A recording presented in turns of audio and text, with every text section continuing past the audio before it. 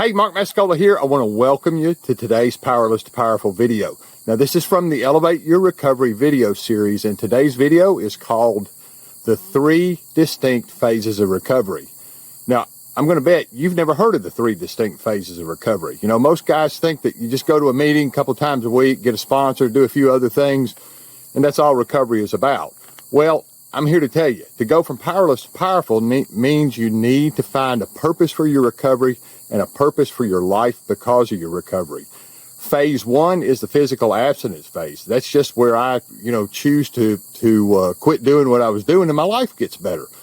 Phase 2 is where we start to rebuild the life that crumbled because of our addiction.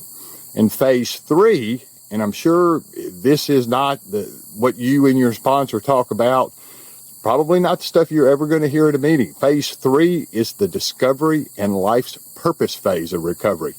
Got to be good in all 3, but it comes from building a firm foundation in phase 1. So check out today's video. Again, the 3 distinct phases of recovery. You'll learn something new, I can promise you. Welcome to Powerless to Powerful. This is a man's definitive guide to a passionate, purposeful life on the positive side of addiction. This is part of the Elevate Your Recovery video series. The name of today's video is The 3 Distinct Phases of Recovery.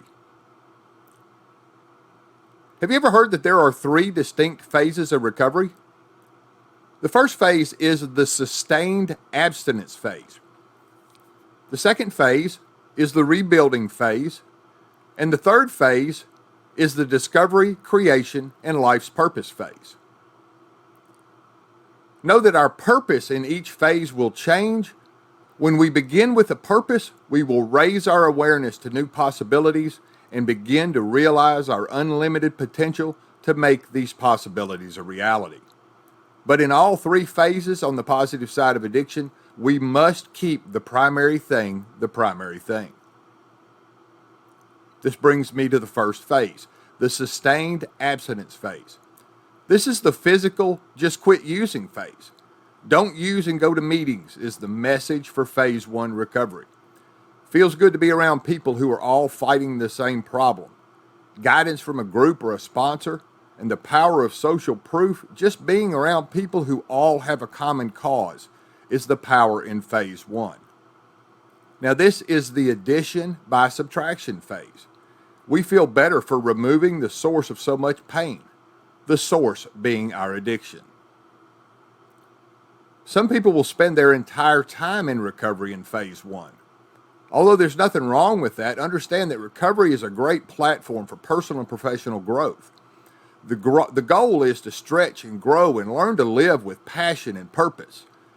Success begins with personal growth and comes full circle to spiritual connection and purpose. To be a success in phase 1, make sure you keep the primary thing the primary thing. Be open to new possibilities that are available in phases 2 and 3. Phase 2 is the rebuilding phase. In the second phase, we learn how to change self-defeating behaviors and begin rebuilding the life that crumbled because of our addiction. Successful relationships in recovery help us with successful relationships outside the confines of recovery. Service work, learning to forgive, and how to be forgiven are instrumental in phase 2. But this is where we are introduced to the concept that there just may be more to this than just not using. Go apply the principles you learned at the meeting into your everyday life is the message of real recovery in phase 2. You see, anyone can be a spiritual giant sitting behind closed doors at a meeting. How do you treat a person in traffic or the person taking too much time at the cash register? How do you treat your parents, your kids, or your spouse or partner? What's the language that you use to yourself? Is it empowering or disempowering?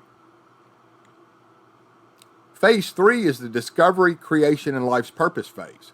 Most are unaware this phase even exists. Painting the picture of your ideal life is the core of phase 3. This is where we discover the purpose for our recovery and begin to create a life on purpose because of our recovery. We don't hold on to the us against the world mentality.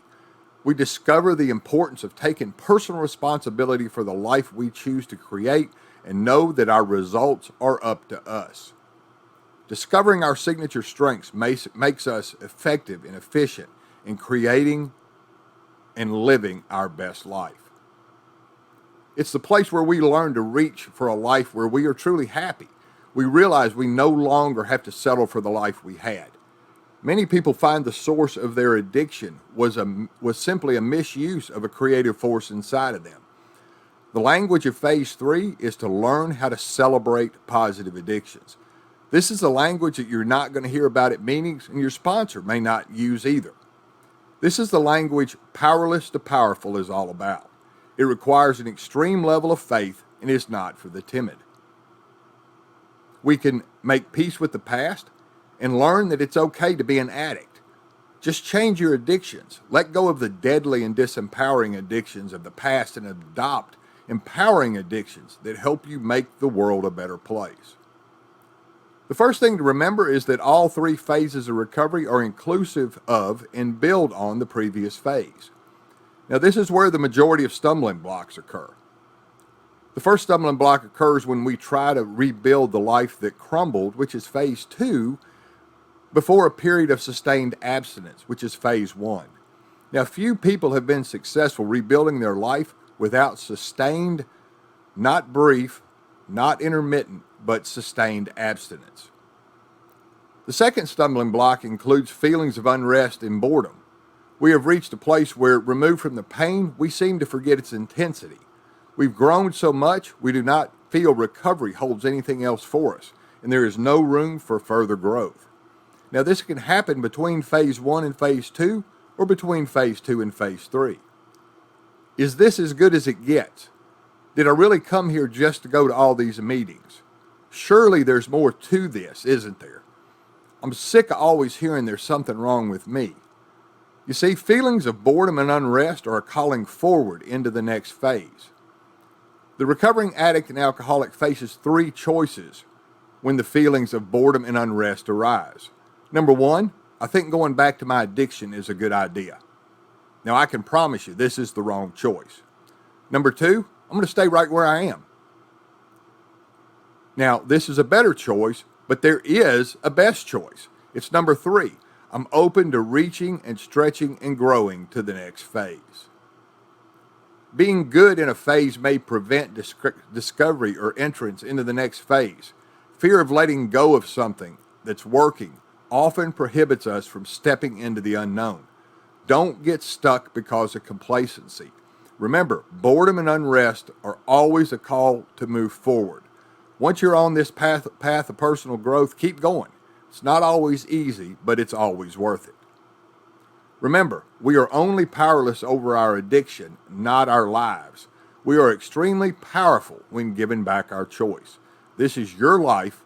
It's up to you to live with passion and purpose on the positive side of addiction. That's it for the video today. We'll see you on the next video. Have a great day.